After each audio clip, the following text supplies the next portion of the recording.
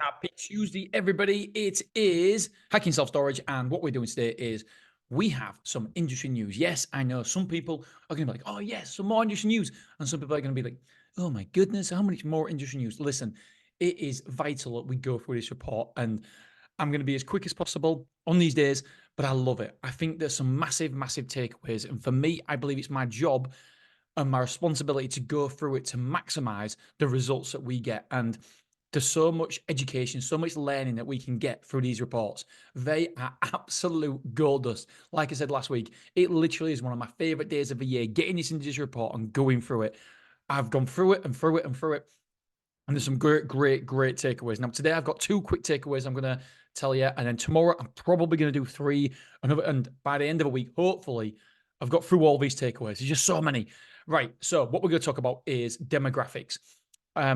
This, as soon as I saw this, I'm like, because we've got inside the course, we've got this software that you can put in. You can put in your postcode, and it tells you exactly how many people live in a certain radius to the postcode.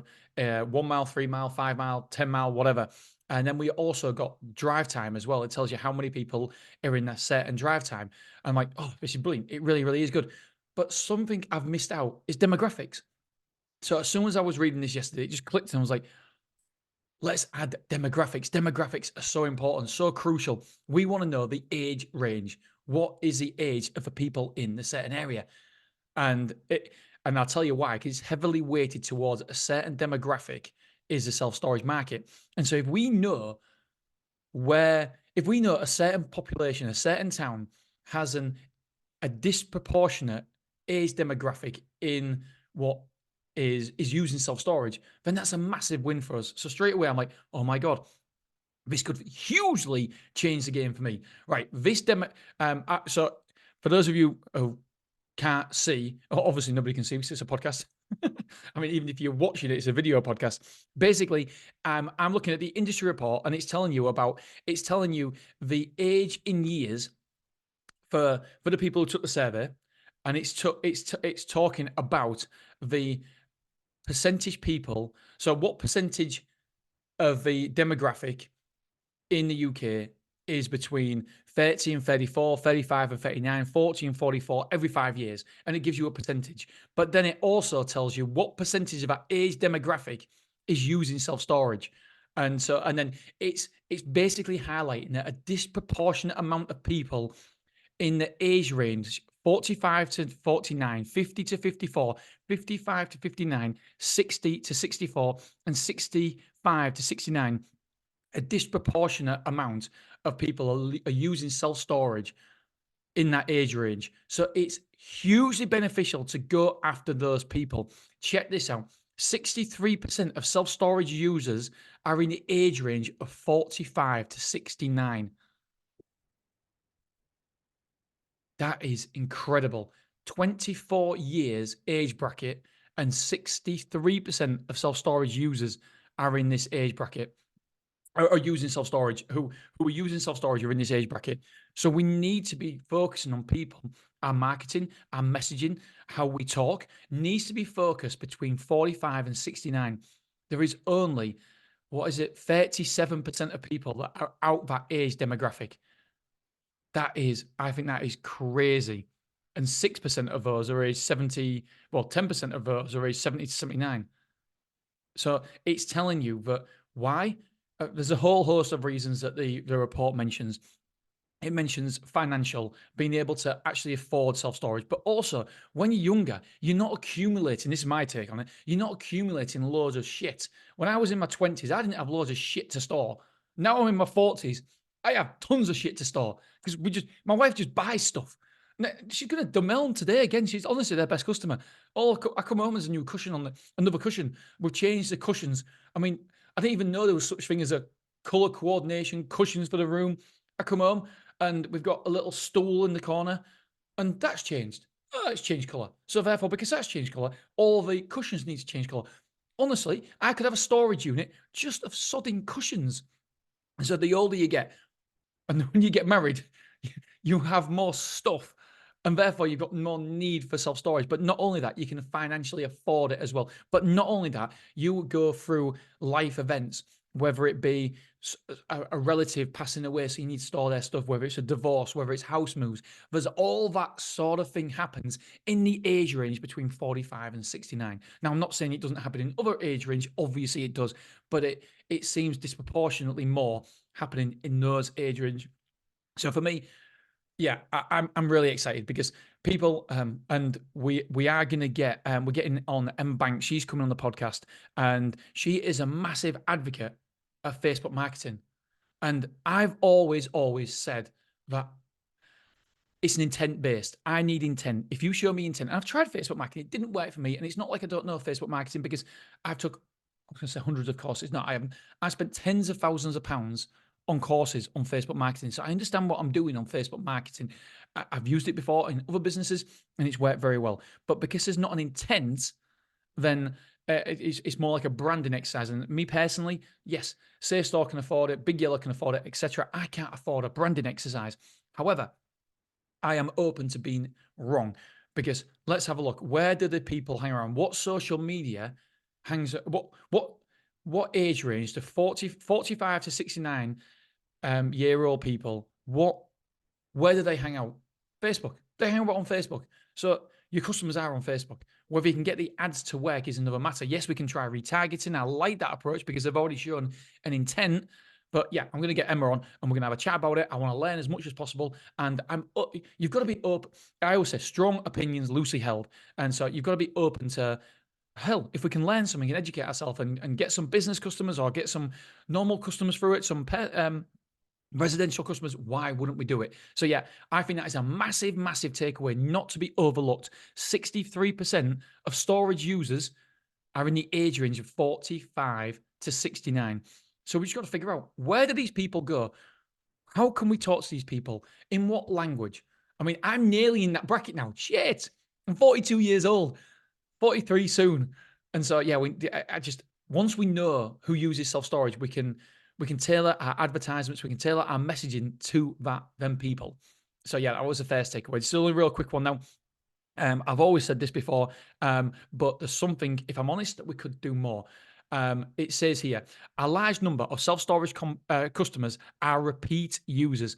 The fact that 23.7% of customers have used multiple providers shows that customers see the value in self-storage once they have experienced it.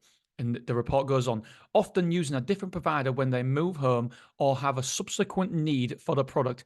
The industry does not tend to do a lot of remarketing to past customers, but this data suggests that this could be an opportunity for growth.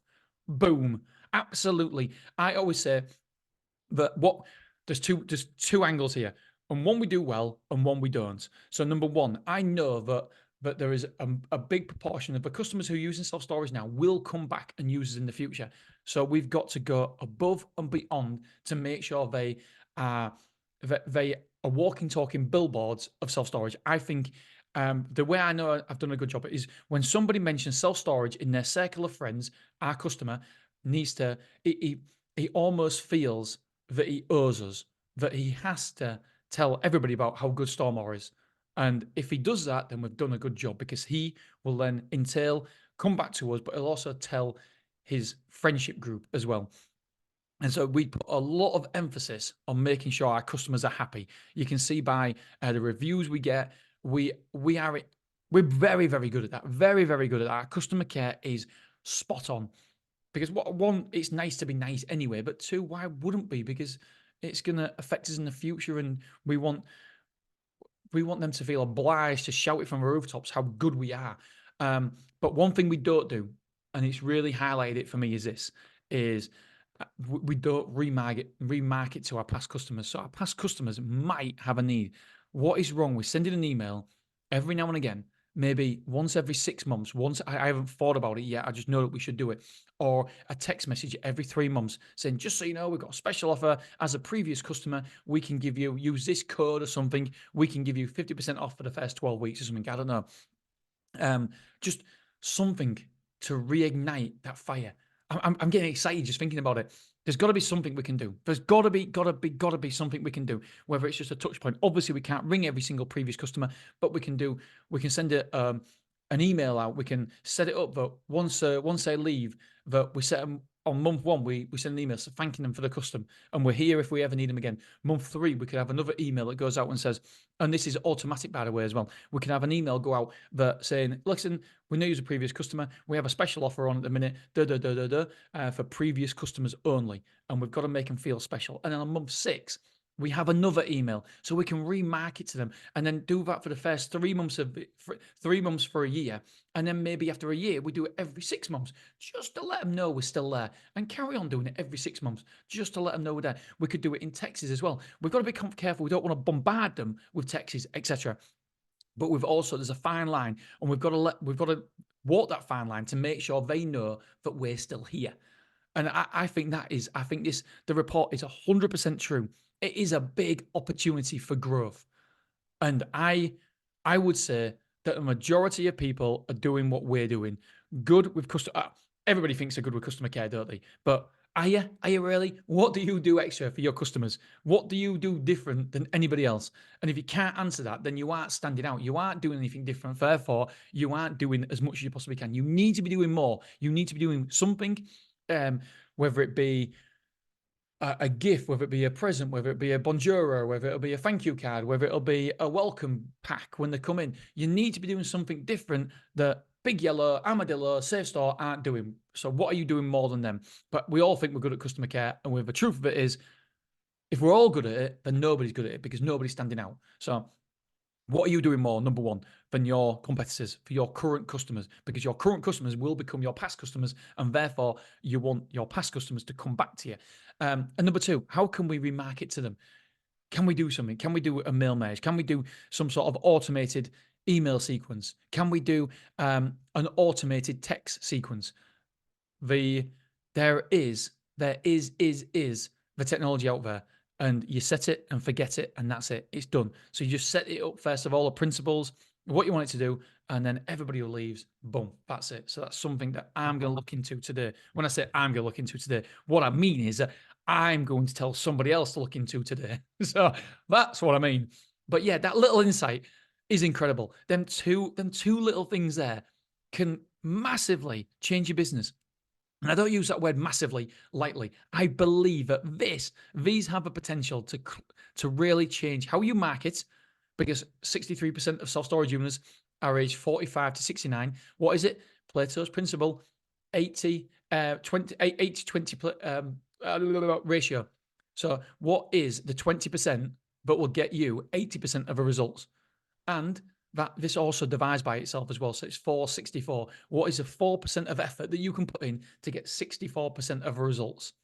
And with this, we can narrow it down, our marketing. And then the other one, previous customers. It was like a punch in the face when I read, the industry does not tend to do a lot of remarketing to past customers. I was like, ouch, shit. Yeah, you're right. Absolutely. Bang on the money. All right, my friends, sorry, this was a bit longer than I expected it to be, but I think it's a good episode. If I do say so myself. All right. Don't forget, check out my sponsors and MrSelfStorage.com. Head on over there, and I will send you a duty email every single day. All right, my friends, I love you. I appreciate you, and I'll see you tomorrow. Tomorrow. All right. Say it 3 times. Bye.